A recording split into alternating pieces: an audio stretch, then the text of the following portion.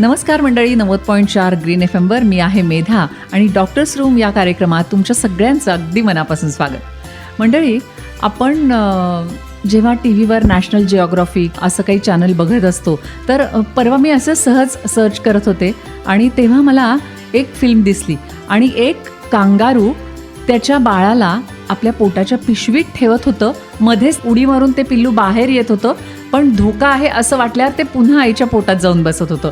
मला ती इतकी मजा वाटली, पण त्या आईचं अतिशय बारीक लक्ष आपल्या पिलावर होतं आणि जेव्हा तिला लक्षात आलं की नाही पुढं काहीतरी धोका आहे तर तिनं आपल्या त्या पिलाला अजिबात त्या बॅगेमधून बाहेर येऊ दिलं नाही. तर ती आई किती काळजी घेते ना आपल्या पिलाची, आणि तिच्या त्या खालचे 2 मोठे पाय आणि वरचे जे छोटे 2 पाय असतात तर त्या 2 पायावर ती स्वतःचं आणि आपल्या पिल्लाचं रक्षण करण्यासाठी अगदी लांबपर्यंत दौडत असते. खरंच हे कुठेतरी आपण माणसाला सुद्धा रिलेट करू शकतो बरं का. कारण जेव्हा मी हा सगळा विचार करत होते तेव्हा मला इंटरनेटवर दिसलं की 15 मे हा international kangaroo care awareness day आहे. मग मी थोडासा विचार करायला लागले, म्हणजे नेमकं काय आहे हे. तर एक आईसुद्धा आपल्या बाळाला छातीशी धरून त्याची वाढ योग्य पद्धतीनं व्हावी यासाठी प्रयत्न करू शकते. आणि मग मी थोडासा रिसर्च केला आणि मग जेव्हा आपल्याला इथे या सगळ्याची माहिती आपल्याला रेडिओवरून द्यायची असं जेव्हा मी ठरवलं तर तेव्हा माझ्या नजरेसमोर एकमेव नाव आलं, ते म्हणजे डॉक्टर शार्दुली तेरवाडकर. कारण ज्या माता आहेत आणि नवजात आपल्या मुलांना त्या स्तनपान मार्गदर्शन करत असतात ना, तर तेव्हा त्याच्यामध्ये ही गोष्ट अगदी अगत्यानं त्या सांगतात की आपल्या मुलांना आपण जेवढं छातीशी धरू तेवढं त्यांना सेफ्टी वाटतं. जे ते योग्य हॉर्मोन्स रिलीज व्हायचे असतात आईचे आणि बाळाच्या मेंदूतून, तर ते अगदी योग्य पद्धतीनं होतात. मग म्हटलं चला आपण ह्या विषयावर तुम्हाला सगळ्यांना मार्गदर्शन करूया आणि त्यासाठी आपण डॉक्टर शार्दुलींना बोलूया. आणि आज खरंच मी त्यांना बोलवलेलं आहे कारण मी खूप अगदी इतकी उत्सुक आहे त्या काय काय सांगतायत आपल्याला सगळ्यांना.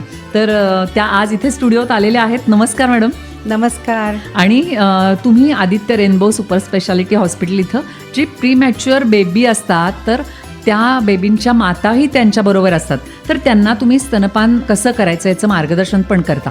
तर हे सगळं करत असताना हा जो विषय आज आपण निवडलाय की कांगारू केअर अवेअरनेस, तर हे नेमकं काय आहे हे पण सांगूया. आणि आपल्याला कसं असतं आपल्याकडं की ही जबाबदारी आईची आहे, आईनं त्याला आपल्या जवळ घेतलं पाहिजे, इतकं म्हणजे स्किन टू स्किन टच म्हणतो ना तसं. तर हे सगळं आपण आपल्या सगळ्या मातांना, म्हणजे इथून पुढे होणाऱ्या ज्या माता आहेत किंवा ज्या मुली आपल्याला ऐकतील की त्या भविष्यात माता होणार असतील तर त्यांना हे आधीपासून समजलं ना तर मग त्यांनाही त्याचा खूप चांगला उपयोग होईल. काय सांगाल?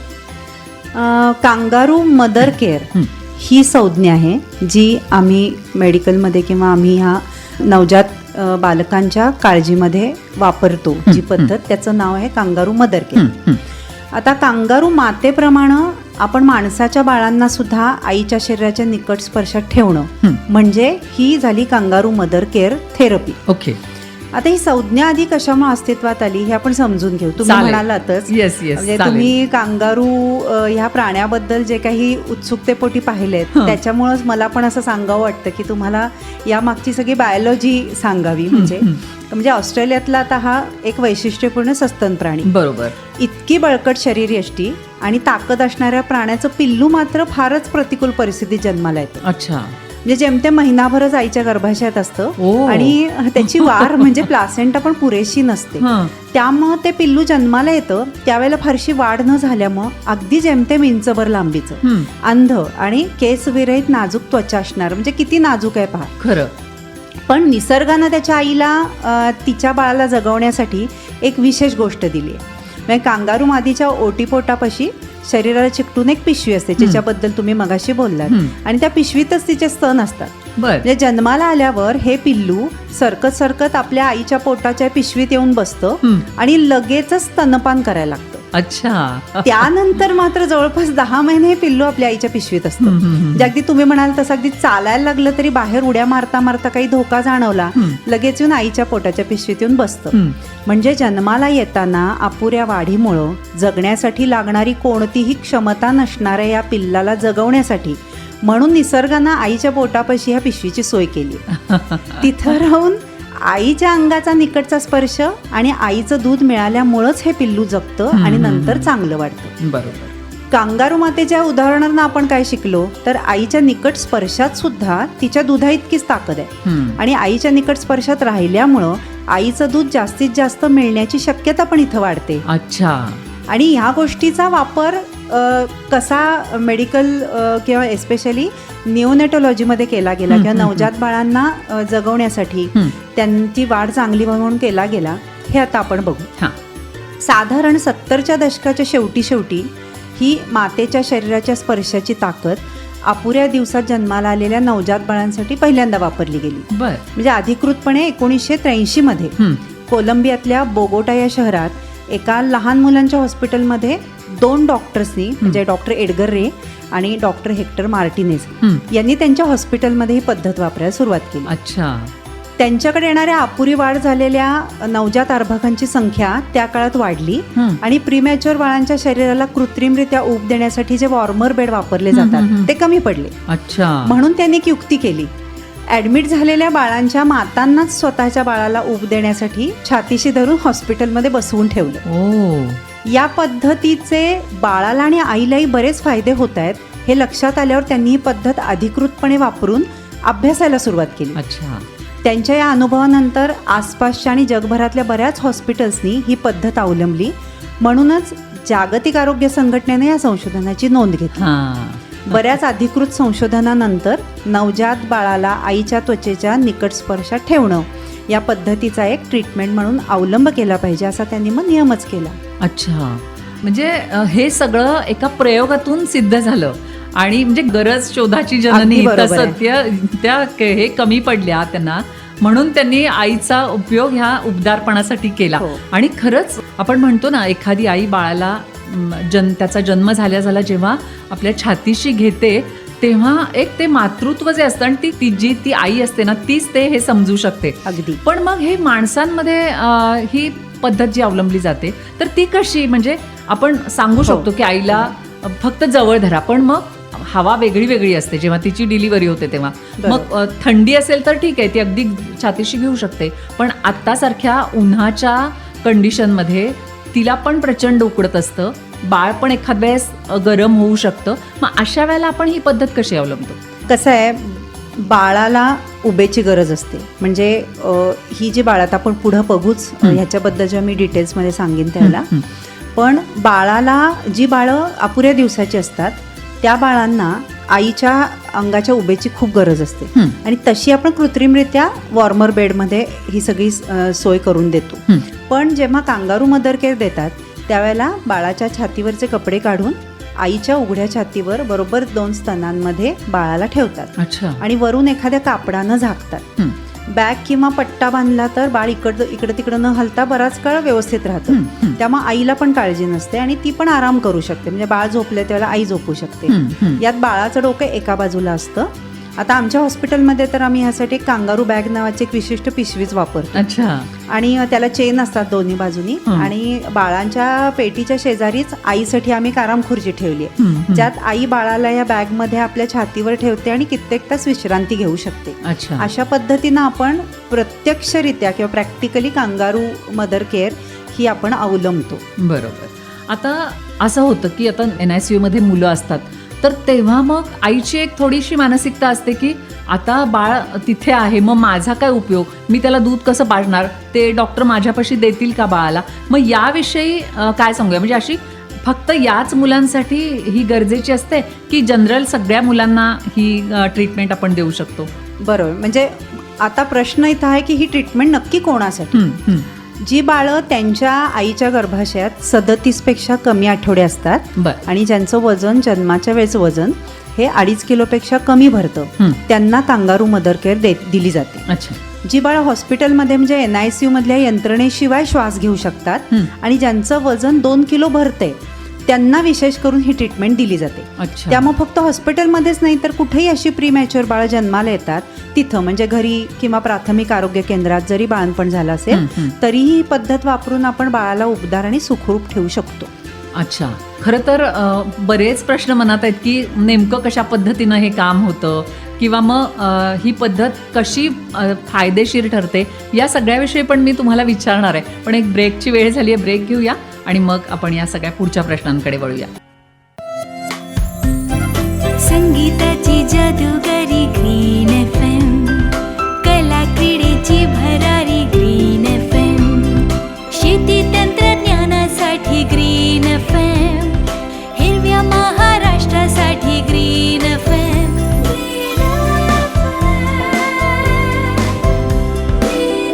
90.4 Green FM. सुनो ग्रीन, राहो एव्हरग्रीन.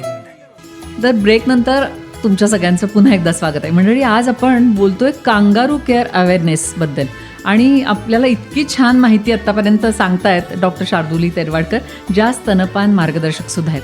आणि आपण हे बघितलं की ही पद्धत कशी कुणासाठी विशेषतः वापरली जाते, म्हणजे ही ट्रीटमेंट म्हणून कुठल्या मुलांसाठी ही ट्रीटमेंट आपण देऊ शकतो. आता मॅडम काय सांगाल की ही पद्धत नेमकी काम कशी करते?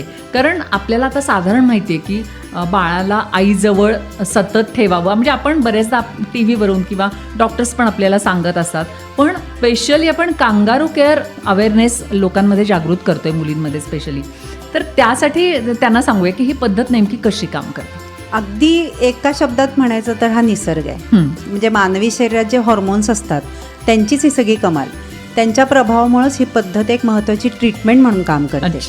म्हणजे आईच्या गर्भाशयात बाळांची जशी व्यवस्था असते तशी व्यवस्था एकतर कृत्रिमपणानं किंवा आईच्या निकट स्पर्शानं आपल्याला निर्माण करावी लागते. बरोबर. पोटात बाळाच्या त्वचेला आईच्या गर्भाशयातील पाण्याचा आणि गर्भाशयाच्या भिंतींचा अगदी निकट स्पर्श होत असतो. त्यामुळे बाळाच्या शरीराचं तापमान बाळाला सुरक्षित ठेवण्यासाठी योग्य राखलं जातं. नाळेमधनं योग्य पोषण मिळत असतं. आईच्या हृदयाचे ठोके आणि तिच्या श्वासांचा आवाज येत असतो. या सर्वाचा एकत्रित परिणाम म्हणून बाळाच्या मेंदूत आपण सुरक्षित आहोत अशी नोंद होत असते. त्यामुळे योग्य पोषण, उबदारपणा आणि सुरक्षिततेची जाणीव करून देणारे बाळाच्या मेंदूमधले हॉर्मोन्स या सगळ्यामुळेच बाळाची शारीरिक, बौद्धिक आणि मानसिक वाढ चांगली होत असते. जन्माला आल्यानंतर सुद्धा या सगळ्या सुविधा बाळाला मिळाव्यात यासाठी निसर्गानं आईची शारीरिक, मानसिक आणि भावनिक जडणघडण फार कमालीची केली. एक विशेष गोष्ट म्हणजे आईच्या गर्भाशयात असणाऱ्या पाण्याचा वास आणि चव आणि तिच्या स्तनांवरच्या स्त्रावाचा वास आणि चव अगदी समान असते. हो, हे पहिल्यांदाच समजतंय. आणि हे मी या मुलींना जेव्हा काउन्सिलिंग देते, स्तनपान मार्गदर्शन, त्यावेळी मी नेहमी म्हणते की हे त्यांचं नॅव्हिगेशन आहे बाळांचं, की आपल्याला कुठं दूध मिळणार हे त्यांना माहीतच असतं. म्हणजे ही त्यांची इन्स्टिंक्ट आहे, त्यांना त्यांची नैसर्गिक प्रेरणाच आहे. मग जन्माला आल्यानंतर लगेचच म्हणजे अगदी पहिल्याच तासात जेव्हा बाळ खूप अलर्ट असतं त्यावेळेला बाळाची मानसिक तयारी असते स्तनपान करण्याची. बरोबर त्या गोल्डन आवरमध्येच आपण आईच्या छातीवर बाळाला ठेवलं तर त्याला ती चव आणि तो वास आठवतो. म्हणून बाळाला सुरक्षित वाटतं आणि त्याची स्तनपानाची आदिम प्रेरणा जागृत होते आणि ते लगेच स्तनपान करायला लागतं. म्हणजे कुठल्याही आठवड्यात जन्माला आल्यानंतर बाळाला, म्हणजे जर का साधारण ते 2 किलोपेक्षा जास्त आहे आणि ज्याला तशी काही मेडिकल हेल्पची गरज नाही आहे, तर अशा बाळाला आधी आईच्या उघड्या छातीशी जर आपण ठेवलं तर त्याला उबदारपणा, सुरक्षितता आणि आईचं पहिलं जे चीक दूध हे सगळं, ज्याला मी पॉवर पॅकेज म्हणते, कसलं मस्त ना. पण खरं ह्या सगळ्या नॅचरल गोष्टी आहेत. आता आपण एखादं गाईचं वासरू जन्माला आलं तर बघतो की गाय पटकन त्याला चाटायला लागते आणि मग ते हळूहळू धडपडत आईचं स्तन बरोबर शोधतं आणि दूध प्यायला लागतं. तसंच आहे, फक्त आपल्याला त्या बाळाला आईच्या छातीशी थोडंसं जवळ नेऊन ठेवलं की ते बाळ आणि आईचं ते कनेक्शन होतं आणि मग त्यातून ते सगळं त्याला पहिल्या तासातलं आपण म्हणतो ना चीक जो आहे तो मिळतो. इतकं सुंदर आहे हे सगळं, फक्त आपण ते सगळं फॉलो करायला पाहिजे. आता हे सांगा की ही जी पद्धत आहे त्याचे फायदे काय काय होतात? म्हणजे पूर्ण दिवस भरून योग्य आठवडे आणि योग्य वजन घेऊन जन्माला आलेलं बाळ हे बाहेरच्या वातावरणात जुळून घ्यायला, जगायला सक्षम असतं. पण आईच्या पोटात जेवढे आठवडे कमी भरतात त्या प्रमाणात आतल्या अवयवांची वाढ, विशेषतः फुफ्फुस आणि मेंदूचा विकास ज्यांचा कमी झालेला असतो त्यांची विशेष काळजी घ्यायला लागते. मग त्यांची तेवढी वाढ होईपर्यंत जेवढ्या काळपर्यंत जास्तीत जास्त साधर्म्य असलेली चिकित्सा देता येईल तेवढी देण्यासाठी NICU सज्ज असतात. पण आईच्या स्पर्शानं बाळाच्या मेंदूत नैसर्गिकरित्या जी सुरक्षितपणाची जाणीव निर्माण होते ते एक वेगळंच आहे, म्हणजे ते नक्कीच, नैसर्गिक आहे. नक्कीच. बाळाला शांत आणि सुरक्षित वाटतं आणि मग त्यामुळे त्या बाळाचा श्वास नियमित होतो, योग्य पद्धतीनं चालू राहतो, रक्तातली ऑक्सिजनची पातळी योग्य प्रमाणात राहते आणि रक्तातली साखरेची पातळी सुद्धा योग्य प्रमाणात राहते. आणि आईच्या शरीराची ऊब मिळाल्यामुळं बाळाच्या शरीरातलं रक्ताभिसरण आणि त्याची रोगप्रतिकारक शक्ती चांगली राहते. अच्छा. मुळात तर ह्याच कारणामुळे ही पद्धत वापरायला सुरुवात झाली, हे आपण बरोबर. आधीच पाहिलं. तसंच आईच्या निकट स्पर्शात राहिल्यामुळे पहिले 6 महिने, ज्याला आम्ही एक्सक्लुझिव्ह ब्रेस्ट फिडिंग म्हणतो, म्हणजे निव्वळ स्तनपान बाळांना मिळावं ते, आणि नंतर बाळ साधारण 1.5 ते 2 वर्षांचं होईपर्यंत वरच्या पोषणाबरोबर स्तनपान, हा संपूर्ण स्तनपानाचा कालावधी हा यशस्वीरित्या पार पडायला मदत मिळते. अच्छा. म्हणजे सुरुवातच चांगली झाली की या बाबतीतला आईचा पण कॉन्फिडन्स वाढतो आणि बाळाला ते स्किल लवकर मिळतं. बरोबर. आणि ह्याचे फायदे म्हणजे कसे की आता यात एक अनेक विशेष गोष्ट आहे. आपल्या रोगप्रतिकारक शक्तीसाठी ना एका अगदी सूक्ष्म सजीवाचा पण खूप महत्वाची मदत असते, सहभाग असतो. त्यांना आपण आपले जीवाणू मित्र म्हणूया. अच्छा. आईच्या त्वचेवर असणाऱ्या जीवाणूंच्या संपर्कात बाळाचं शरीर आल्यामुळं आणि आईच्या चीक दुधातून या जीवाणूंच्या वाढीसाठी आवश्यक घटक मिळाल्यामुळं बाळाच्या शरीरात, विशेषतः आतड्यात, यांची चांगली वाढ होते. बरं. त्यामुळे बाळाच्या शरीरातील रोगप्रतिकार शक्ती देणारी यंत्रणा चांगली तयार होण्यासाठी पण या पद्धतीची मदत होते. कसलं छान. त्याचबरोबर काय होतं की आई आणि बाळाच्या शारीरिक, मानसिक आणि भावनिक आरोग्यासाठी पण ही पद्धत काम करतेच, चांगलं काम करते, आपण आधी पाहिलंच. म्हणजे हे असं सगळं संपूर्ण सर्वसमावेशक असं बाळाला एक सुरक्षा कवच मिळतं. नक्की. बाळाला लगेचच आपण आईच्या निकट स्पर्शात ठेवतो, तेव्हा जर नॉर्मल डिलिव्हरी झालेली आई असेल तर त्यावेळेला वार निघताना तिला जास्त प्रमाणात रक्तस्राव होत नाही, म्हणजे प्लासेंटा निघताना फार रक्तस्राव होत नाही. बरं. नॉर्मल किंवा सिझेरियन किंवा कुठल्याही प्रकारची डिलिव्हरी झाल्यावर सुद्धा आईचं गर्भाशय लवकर पूर्वस्थितीत यायला मदत होते. बऱ्याच स्त्रियांना गरोदरपण, बाळणपणात जे नैराश्य येतं ते नैराश्य ह्यामुळे येत नाही. अच्छा, हे फार महत्वाचं आहे बरं का. म्हणजे तिचं एकंदरीत शारीरिक आणि मानसिक आरोग्य चांगलं राहतं आणि पुढच्या दृष्टीनं सुद्धा, म्हणजे भविष्य काळात सुद्धा आई आणि बाळाचा जो एक चांगला बंध असण्याची गरज असते तो निर्माण होण्यासाठी लवकरच काम सुरू होतं ना, त्यामुळे खूप मदत होते. माझ्याकडे येणाऱ्या आयांना मी नेहमी सांगते की निसर्गानं तुमच्या उत्तम आरोग्यासाठीचं एक वरदान तुमच्याच बाळाच्या रूपाने तुम्हाला दिले.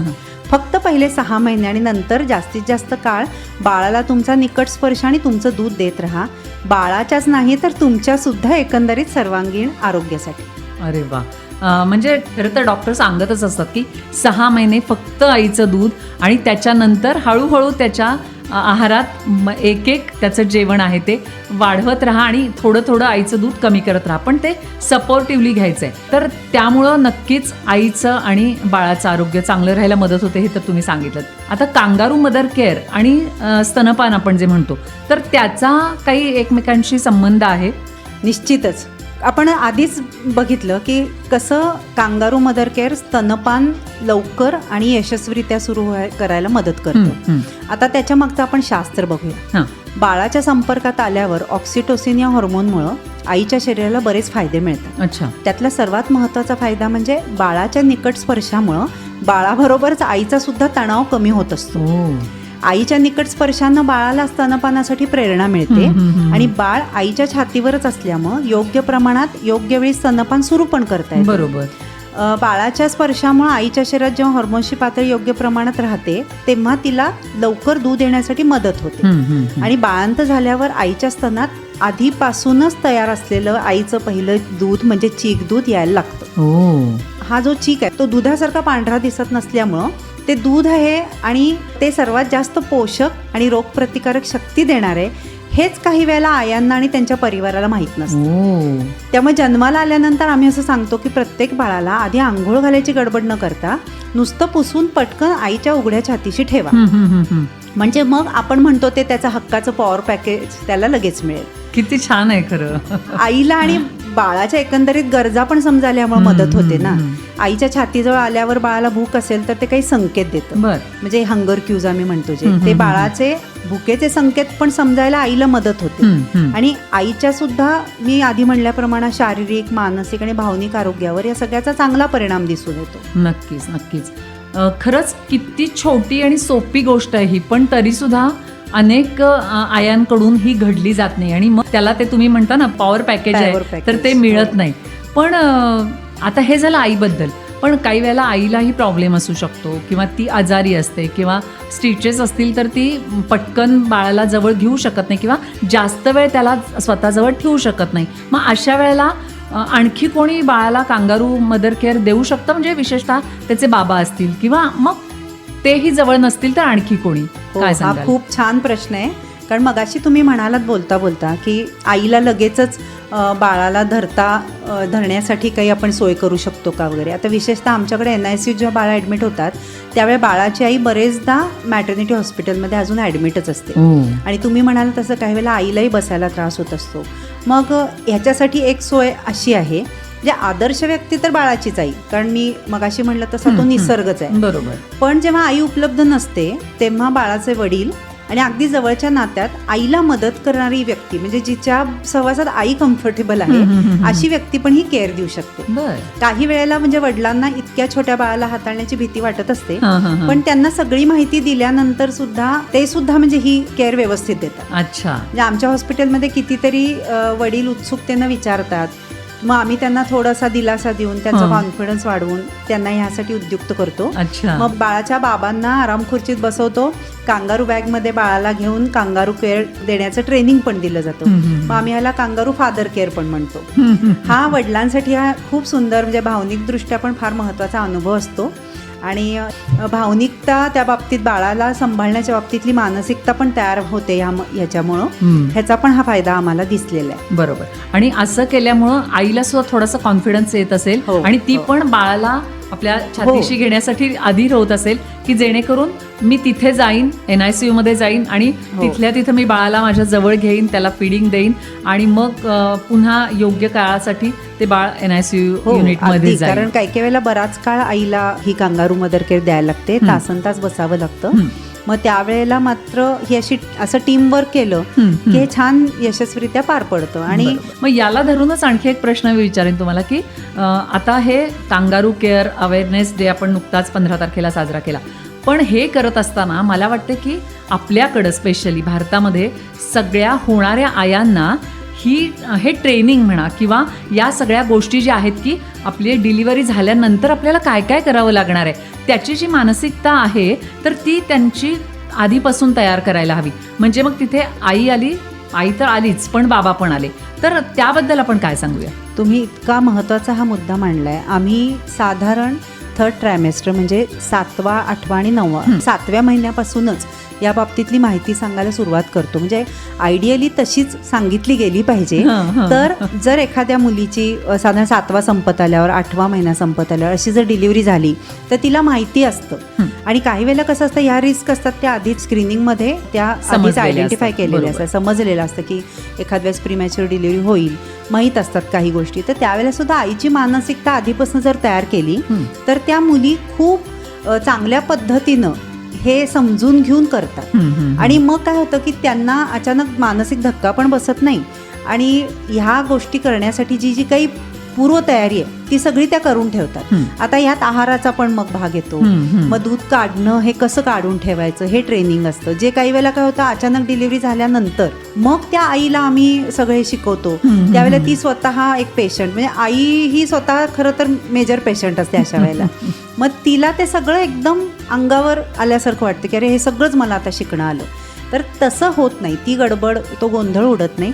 म्हणून हा फार महत्त्वाचा मुद्दा असं मी मांडला की गरोदरपणात साधारण शेवटचे 2-3 महिने, 6वा महिना संपल्यानंतर जे ट्रेनिंग सुरू व्हायला पाहिजे ते जर झालं नाही तर मग ऐनवेळची आमची पण खूप धावपळ होते. कारण अचानक दूध हे तर आईलाच येणार, ते आम्ही कुठून क्रिएट करणार हा प्रश्न आहे. खरंच अतिशय महत्त्वाचे मुद्दे. आणि प्रत्येक स्त्रीच्या आयुष्यात एकदा हा महत्त्वाचा क्षण येतो जेव्हा तिची फर्स्ट डिलिव्हरी होणार असते.